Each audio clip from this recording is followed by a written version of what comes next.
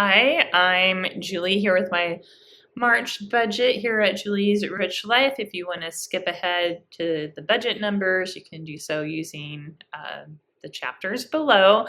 But when I'm watching budget videos, which I like to watch a lot, and especially when I was first getting started on budgeting, I watched a lot of budget videos. It's nice to know something about the family that's budgeting. So my family, I have my husband, we're dual income household. We're both educators. I have a little toddler program that's built off the side of my home. Own that business, and I'm the main teacher in that business. I do have employees, but that's my source of income. And then I do teach adults professional development as well as a little side hustle. And then my husband is a middle school teacher. So that's our source of income, though I don't share the exact numbers because it's my channel, not my husband's. So I'm not sharing his income. You can just imagine those incomes aren't really extravagant. We're both in our 50s. We have 3 grown children. My 2 sons live at home. One has a disability, so he'll be living with us until he can go into some kind of group supported care situation at some point. And then my other son will be leaving the household soon. We wanted and he wanted to have really secure job that I knew that I'd been at a while. I could pay the bills easily and have a nice cushion for an emergency fund and a paid off car and all that. So he's going out into the world a lot better than my husband and I did when we went out into the world, financially speaking. And then I also have a daughter and a granddaughter that I'm really good at not spoiling with things you can buy with money. Let's put it that way. So far.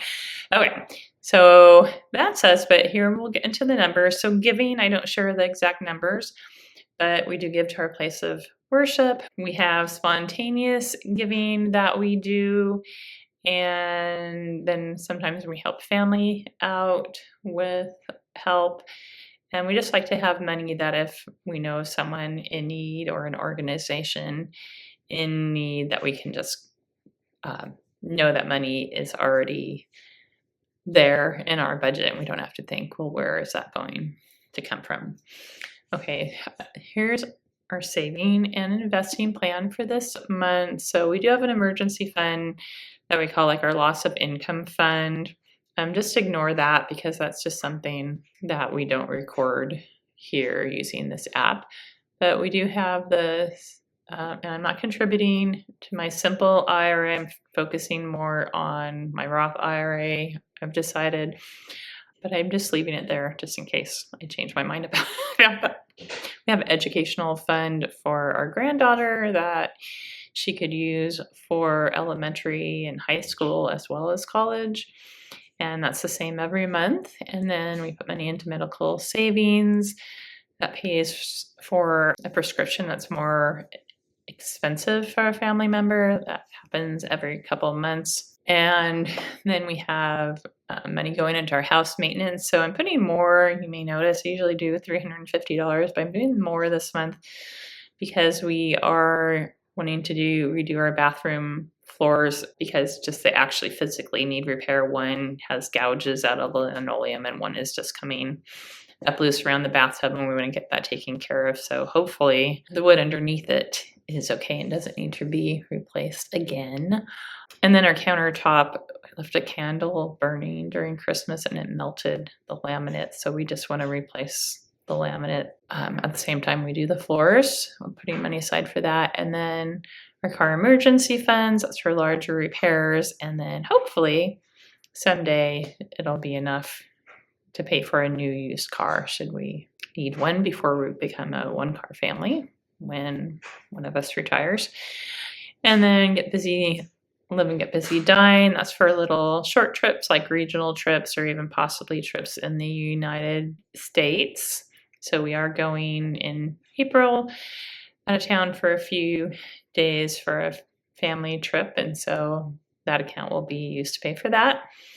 And then for our boat Asia trip fund, that is first goal is to get a boat, little fishing boat upgrade for my husband, and then save towards our like trip of a lifetime so to speak, to Asia for my husband and I, and a little less so far budgeted, mainly because we're putting more money into the house maintenance repair. But as I get side hustle income, that could increase. And then 150 into our public account. So that's our non-tax advantaged brokerage account, which basically we buy single stocks from that. And then our Roth IRA.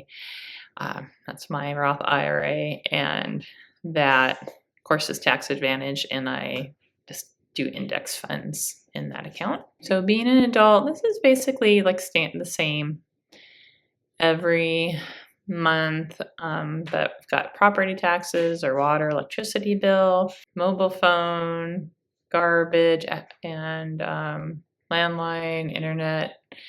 And then our home equity, we're going to put a little extra towards that. It just seems with everything going on with the stock market and everything, that paying off the home equity, we kind of treated it like a mortgage, but now it just seems like gonna look at more as just like regular debt and try to pay that off more quickly would be best use of dollars for a while, though I'm still investing in the stock market because I like to think, well, we're buying stocks on sale now. That's how I look at it. And then auto and gas, medical expenses, and then groceries. So I did already spend a little bit in groceries, so that's why it's at $16.56 because I'm filming this on March 2nd.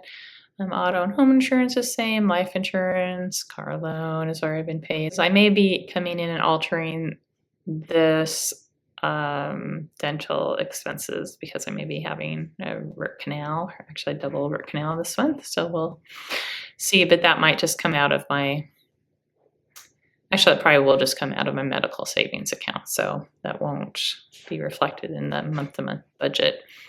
All right, so boring. Bills are being an adult is boring. It's wonderful. It's wonderful to be able to. I am grateful that we can pay for all those things, and to save. So the guilt-free spending, $400, and last month I did have a spend less, like basically not buying any things was my goal in February, which I did pretty well on a few. We'll see that in my February recap video, but not doing that in March, though. We'll see how much of that I spend. I'm kind of in the habit after my no spend November and no buying stuff February. Kind of in the habit of not buying things. And then my husband already spent a little bit fishing gear today, so that's why that number's there. And then sticking with the same flexible spending, subscriptions. Netflix has already come out. Pet care is just for doggy daycare, 1 day a week for my dog, and pet food, basically. And then got our YouTube TV, eating out, I'm keeping the same. And then that's where I keep track of if I buy something at the same time for my family at the same store and for my business. I keep track of it there to make sure that the business pays myself back, which I think is a safer way than buying, your family stuff on your business can get really sticky and messy. Although this isn't ideal either, and I'm trying to get out of the habit of doing that. But mainly it happens when I forget to switch the payment on Amazon and I'm buying something for the school. Right, and then for my rich life, it's just cleaning services. So we have our house cleaned once a month, and I haven't raised it for a while. It's been the same, and that includes a tip in that amount also. And then I do have debt. We have our HELOC and our car loan, and we could pay off our car loan soon, so we might do that. I know, like, when you pay off your car loan, your credit score takes a hit, and we might be wanting to take advantage of a higher credit score. So I don't know when we'll pay that off. Though we have the money, we could just pay that off if we need to.